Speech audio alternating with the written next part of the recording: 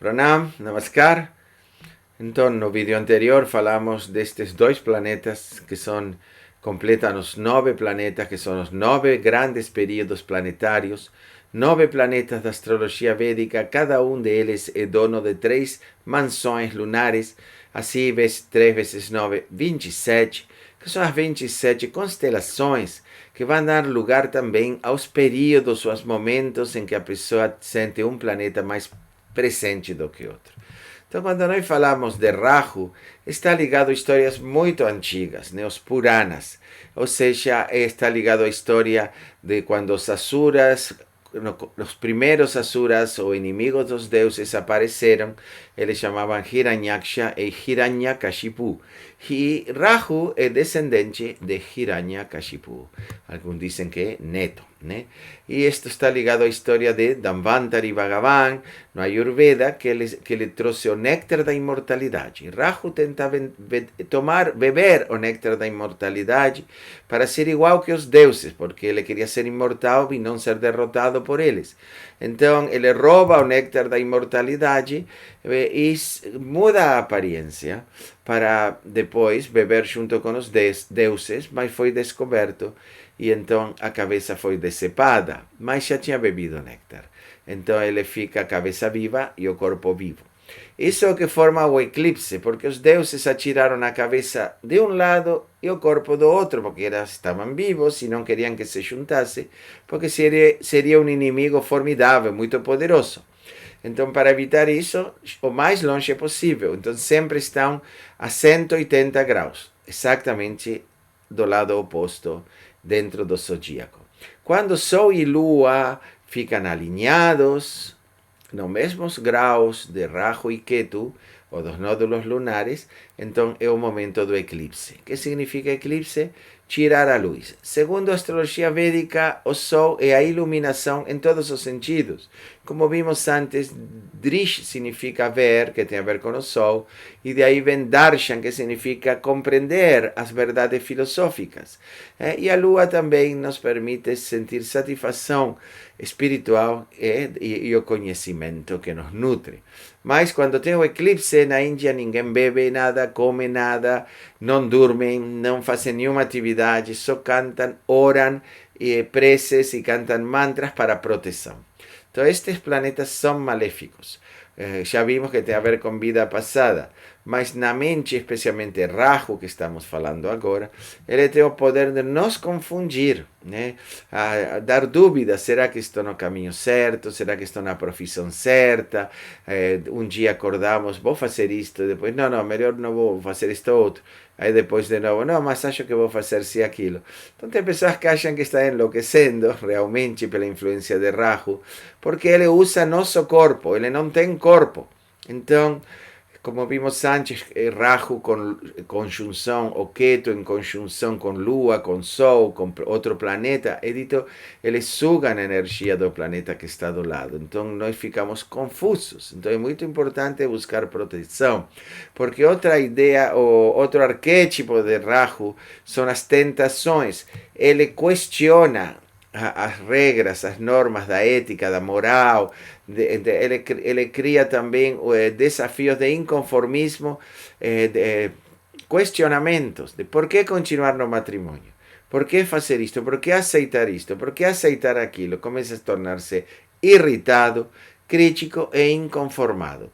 Isso prejudica a pessoa tanto na mente, que não tem muita paz, tem insônia às vezes, ansiedade, e também nos relacionamentos, muitas vezes se vê casos de adultério, na vida social, pessoas que realmente vão de encontro de tudo que está estabelecido por um grupo, por uma instituição, porque são questionadores e reformistas de não aceitar.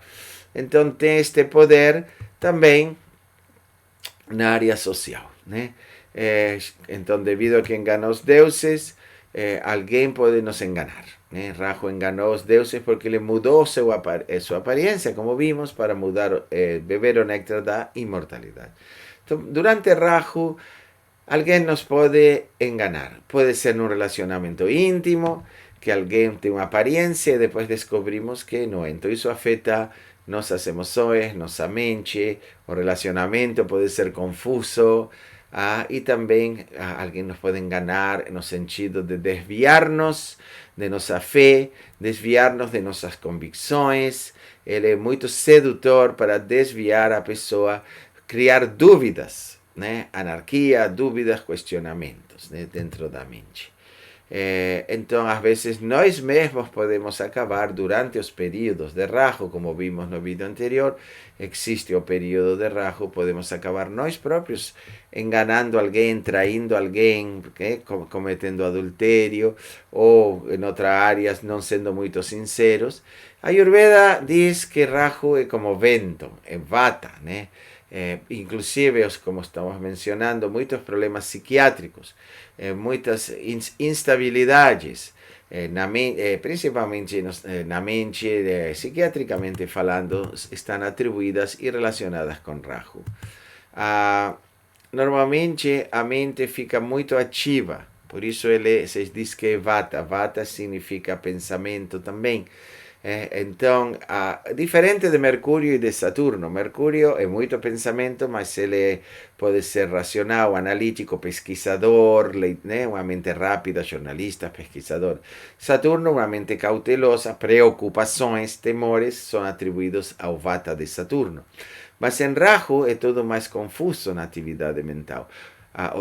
Vamos dizer, a anarquia, a rebeldia, é muito parecido na astrologia ocidental tropical com o planeta Urano.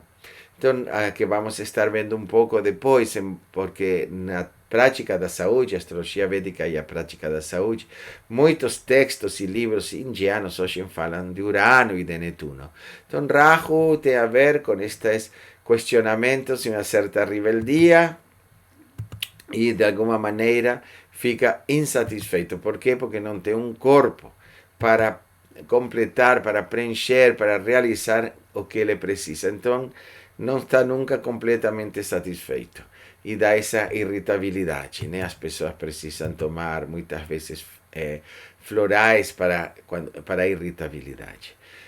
Rahu e Ketu, eles podem buscar grupos que procuram libertação, que procuram lutar contra as desigualdades, né? Esse espírito reformista muitas vezes é positivo. Claro que indica instabilidade, Rahu depende de onde ele estiver, mas muitas vezes a pessoa se torna atrativa porque tem ideias novas, ideias diferentes, pode participar de uma ONG e realizar serviços sociais, serviços comunitários, né? Então, de alguma forma, a pessoa se sente, embora não tão comprometida para os assuntos íntimos e pessoais, porque começa a questionar por que ficar, se tem que ficar, e mesmo para o tema de autoridade, por que obedecer, por que seguir, né? Ele acha que as coisas são fanáticas e que não precisamos seguir nesse sentido, mas, de todo ponto de vista, participa de bons grupos, boas instituições e pode contribuir desta maneira até mesmo com causas espirituais.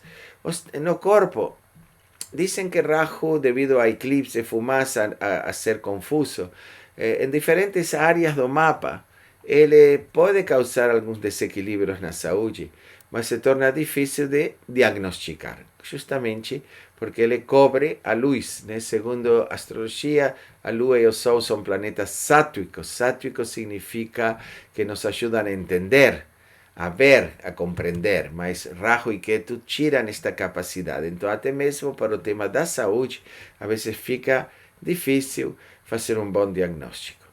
E, como vimos antes, se está junto com Vênus, prejudica o romance. Se está junto com a Lua, as emoções, a mente, a mãe.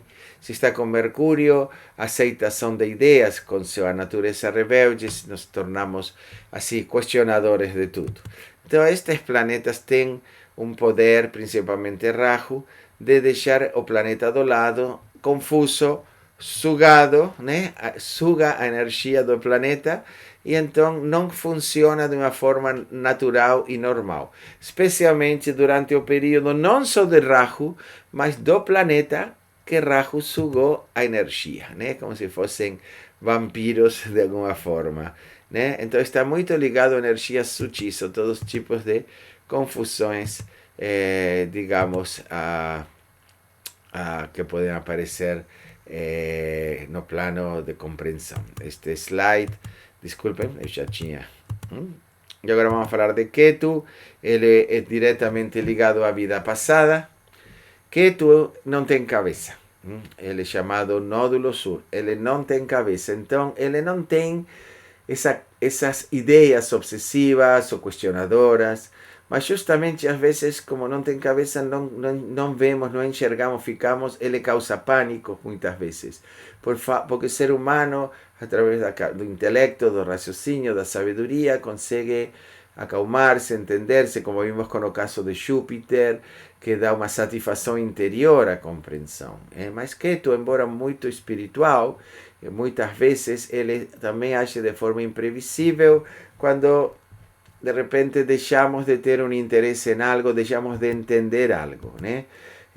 E principalmente, tanto na astrologia ocidental quanto na védica, é estudado o posicionamento de Ketu para ver o que trazemos da vida passada, tal como falamos anteriormente, né? Então, as tendências, os valores, os condicionamentos, o que damos mais importante. E é difícil desapegar-se, porque quando algo vem da vida passada, é dito no Bhagavad Gita, yam yam vapis maram bhavan tyajatiante kalevaram tam tam evaiti kaunteya sadatat bhava bhavitaha, que é o estado mental na hora da morte, resultante de todas as escolhas da vida, atividades, atitudes, valores.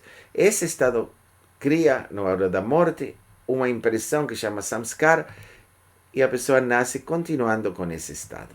Então é muito difícil assim não sentir a influência do que trazemos da vida passada, algo a resolver. Então o posicionamento no mapa nos vai revelar onde, em que área está esse desafio, né? Vemos em que casa está, em qual constelação, nakshatra ou mansão lunar. Tudo isso vamos estar vendo, assim como quais planetas estão perto dele.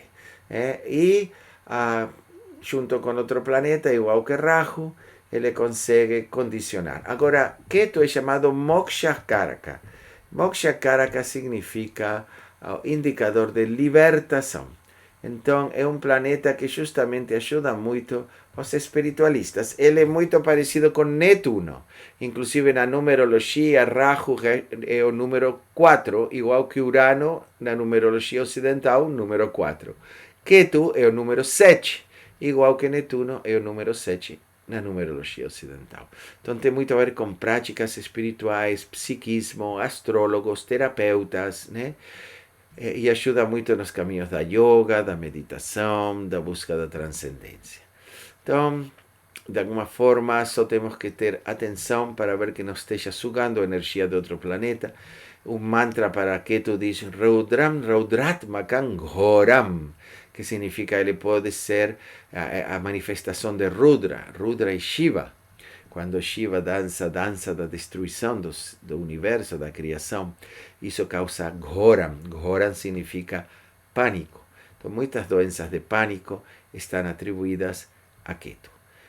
Nos vemos na próxima aula. Muito obrigado por ter ficado comigo até aqui. Namaskar.